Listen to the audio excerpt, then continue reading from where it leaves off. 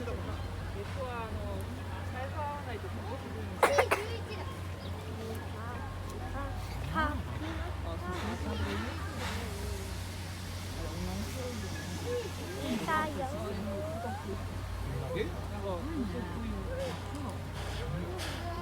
様、湯の町鬼怒川温泉へお越しいただき誠にありがとうございます。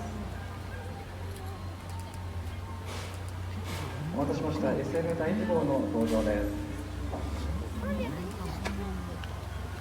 ここで一旦停止をしてから電車台へ入線をいたします。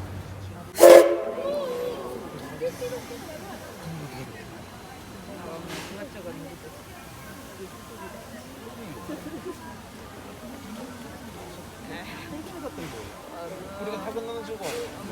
いやでも別に。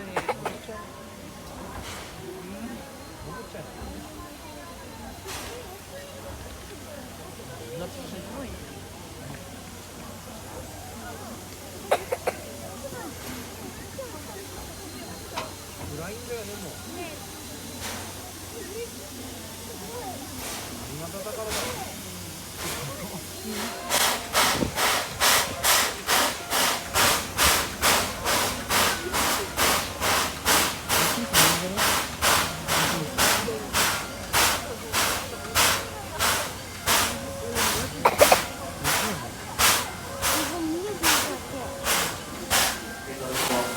元気になれると言っておりました。元気を分けてあげてください。ぜ